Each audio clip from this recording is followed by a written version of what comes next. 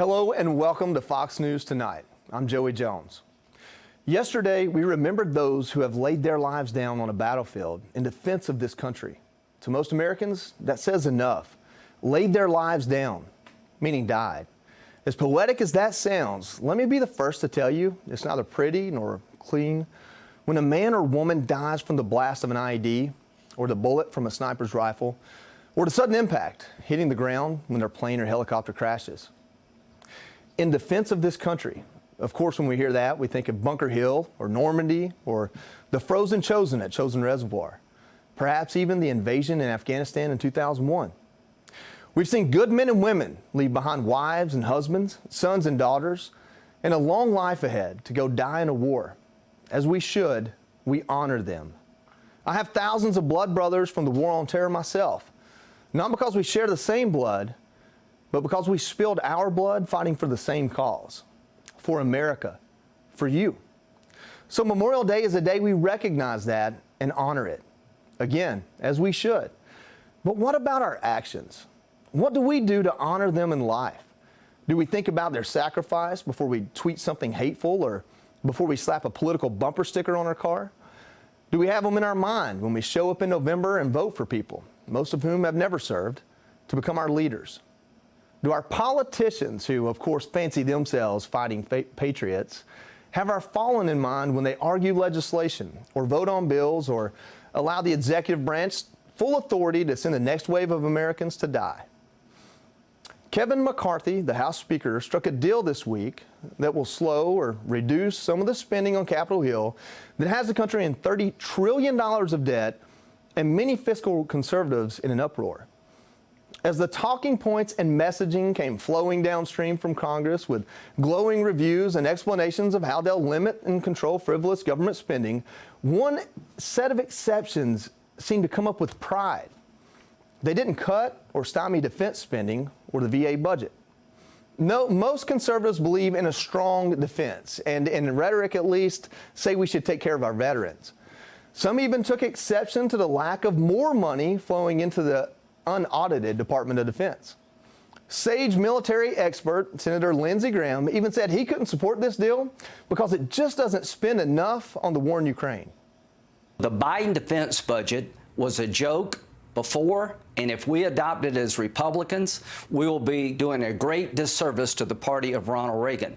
The biggest winner of the Biden defense budget is China because they'll have a bigger Navy, and it will be Putin. There's nothing in the budget for Biden to help Ukraine win a war that they're on the verge of driving the Russians out. So I like Kevin a lot, but don't tell me that the Biden defense budget fully funds the military. Ooh, fire and brimstone. There's nothing in that budget for Biden to help Ukraine, meaning we haven't spent enough on a war that has no immediate impact on the safety and security of our homeland. I'm sure Lindsey and others, and several other Republicans pining for more money to be spent on war, believe this is just the way to keep our country safe. But I wonder if they believe this is the way to keep our warriors alive. I wonder how many conversations he and others have had with Gold Star widows like the one I had yesterday with my friend Stacy Greer, whose husband was standing beside me and killed by the IED that took my legs. As a strong mother, just needing reassurance it's okay to grieve, not only the loss of a man she loved, but the loss she had of a marriage and a partnership in a life as well. But after a 20-year war, we surrendered, left billions of dollars worth of equipment in the hands of our enemies, and went straight ahead to give our money to fight another war. Where is the fiscal responsibility in endless wars and funding other countries' wars? Even more Republicans in Congress are proud of the money they're sending to the failing VA. Republicans' crowning achievement in the last couple of years with the VA is giving it a full budget to take care of veterans, then approving even more money on top of that to pay private doctors to do what the VA can't do, provide care to veterans. That's because every Republican member in Congress with the courage to say that the government is spending too much money on social safety net programs will immediately fold if the VA is building a facility in their district. Messaging, not outcomes, perhaps gets you elected over and over again. One of the many veterans being let down by the VA posted this compelling video last week. 7 times over the course of the last 6 years, dude. The VA has continued to let me down. These doctors keep quitting, they keep switching. I just want some continuity of care, dude. I'm so tired of it. I just want to be able to talk to the same person and have the same individual manage my heads.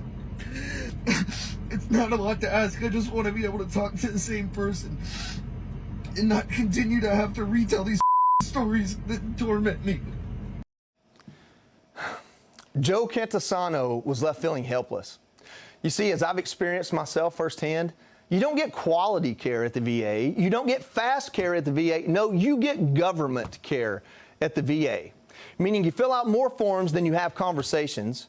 Your doctors change more than you have birthdays in a year. And in the end, they just hope you give up and leave. Why is it that the two government entities, fiscal Republicans are always so proud to throw money into, seem to be the two that are failing us the worst? On this Memorial Day, perhaps we remember their sacrifice by being a country worth serving, and do that when we show up to vote in primaries too. Hey, Sean Hannity here. Hey, click here to subscribe to Fox News YouTube page and catch our hottest interviews and most compelling analysis. You will not get it anywhere else.